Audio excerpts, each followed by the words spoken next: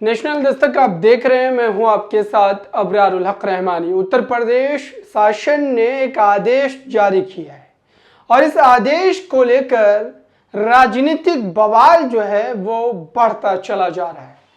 आखिरकार मामला क्या है पूरा, और योगी सरकार के इस आदेश को लेकर इतना ज्यादा बवाल क्यों है?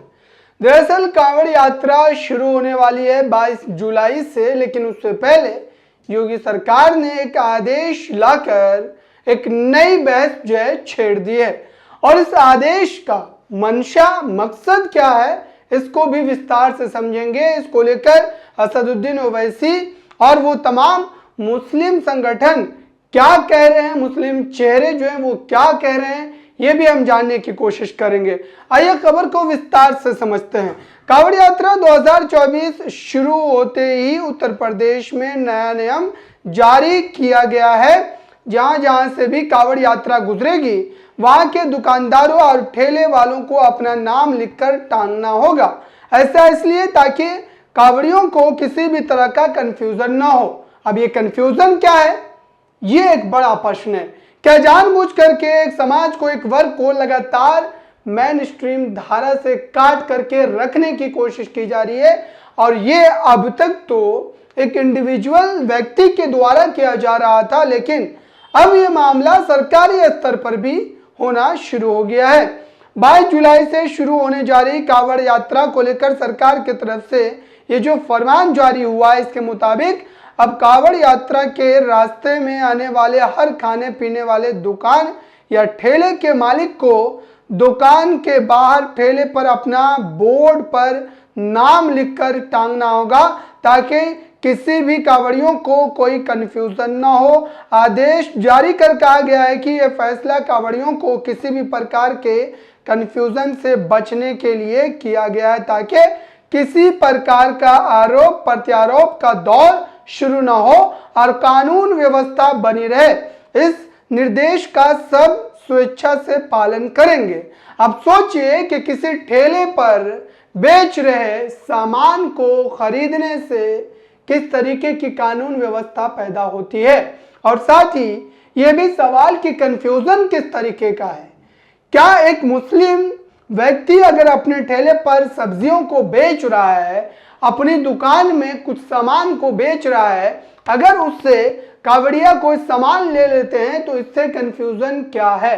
और इसी बात को लेकर के असदुद्दीन ओवैसी ने बड़े तौर पर इस पर निशाना साधा है और ये कहा है कि आखिरकार ये जो एक नया माहौल बनाने की कोशिश की जा रही है मुस्लिमों के खिलाफ, सरकारी स्तर पर प्रदेश के जो है मुख्यमंत्री के द्वारा यह आदेश जो जारी किया गया, यह दर्शाता है कि सरकार की मंशा क्या है, सरकार किस मंशा के तहत अब आगे बढ़ रही है।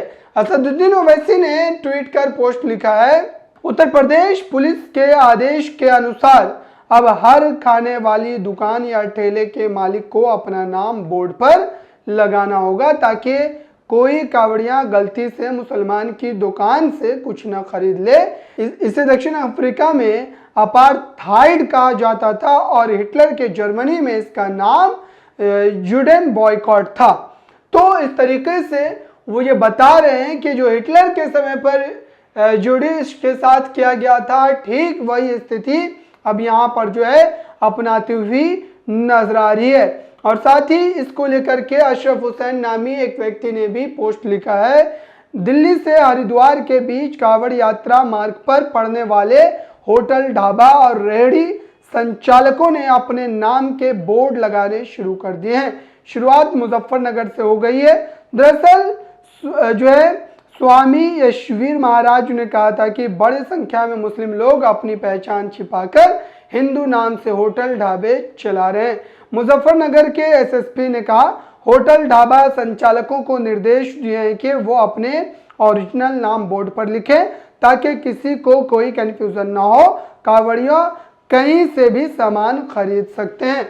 इस तरीके से जो है अपनी बात को अशरफ हुसैन नाम के एक यूजर ने लिखा है। वही आपको ये बता दें दर्शकों के ये जो नया आदेश जारी किया गया है, दरअसल इस आदेश को अब कई तरीके से जो है जोड़ करके देखा जा रहा है और ये भी कहा जा रहा है कि आखिरकार इस आदेश से उत्तर प्रदेश की सरकार क्या साबित करना चाहती है। बुधवार को सीएम योगी ने कांवड़ यात्रा को लेकर अधिकारियों के साथ बैठक की थी। उन्हें कई जरूरी निर्देश दिए। मीटिंग के बाद सीएम योगी ने कांवड़ यात्रा को लेकर लिखा, उत्तर प्रदेश सरकार शासन पूरे तौर पर इस कांवड़ यात्रा को सफल बनाने के लिए काम कर रहा है।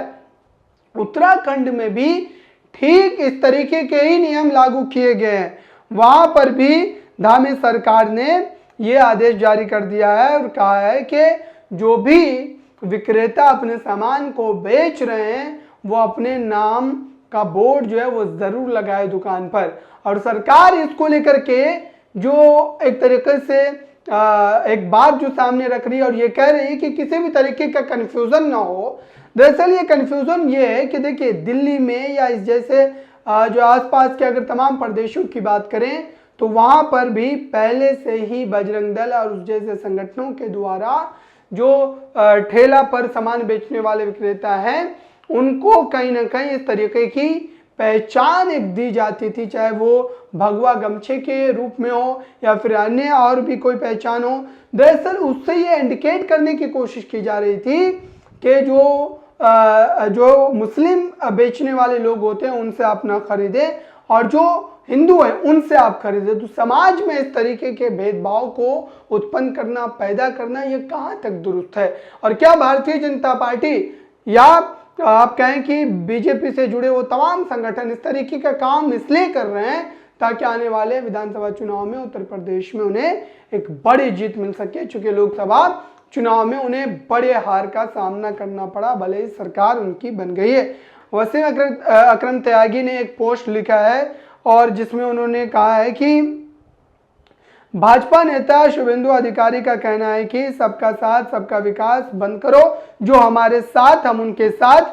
शुभेंदु अधिकारी के इस बयान का दिल खोल कर समर्थन करना चाहिए। पीएमओ इंडिया को चाहिए कि जिन राज्यों में बीजेपी जो है सत्ता में नहीं है उन राज्यों को नरेंद्र मोदी सरकार आर्थिक पैकेज देना बंद एक तरीके से कर दे। ये बात जो है वसीम अकरम त्यागी कह रहे हैं। चूंकि शुभेंदु अधिकारी ये साफ तौर पर कहा गया उनके द्वारा कि सबका साथ सबका विकास ये बकवास है और जो हमारे साथ हम उनके साथ, इस तरीके के नारे जो है अब लगने चाहिए। और वही इस कड़ी में अशरफ हुसैन नाम के एक व्यक्ति ने भी पोस्ट लिखा है एक्स पर, मैंने राष्ट्रवादी मुसलमानों के बारे में बात की है और आपने कहा है सबका साथ सबका विकास, लेकिन मैं अब यह नहीं कहूँगा बल्कि अब हम कहेंगे जो हमारे साथ हम उनके साथ, साथ सबका विकास बंद करो, अल्पसंख्यक मोर्चा की कोई जरूरत नहीं। शुभेंदु अधिकारी अपने बयान में इन सब बातों को कह रहे थे। अब सवाल ये पैदा हो रहा है कि आखिरकार इस तरीके की स्थिति जो हमें देखने को मिल रही है इससे जो है किस तरीके का आप एक नैरेटिव जो है वो बिल्डअप करना चाहते हैं। चूंकि लंबे समय से आप देख रहे हैं कि मुसलमानों के खिलाफ जिस ढंग से आपने देखा कि लोकसभा चुनाव के बाद मॉब लिंचिंग की घटनाओं और तमाम बड़ी घटनाएं जिसको लेकर के समाज के भीतर एक डर और भाव की स्थिति जो है पैदा करने की कोशिश की गई थी।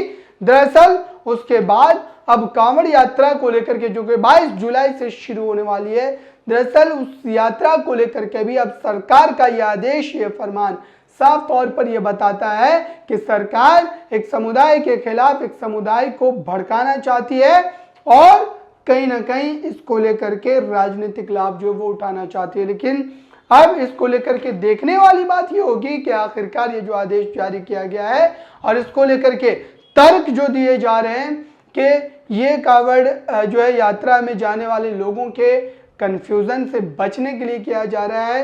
कंफ्यूजन किस तरीके का, क्या जानबूझ करके जो मुस्लिम सब्जी फरोश हैं या मुस्लिम दुकानदार हैं उनको आर्थिक रूप से कमज़ोर करने के लिए ये नीति अपनाई जा रही है ताकि उनसे कोई कांवड़िया जो है वो सामान न ले सके और इस हिसाब से एक वोट बैंक को भी क्या खुश करने का काम किया जा रहा है।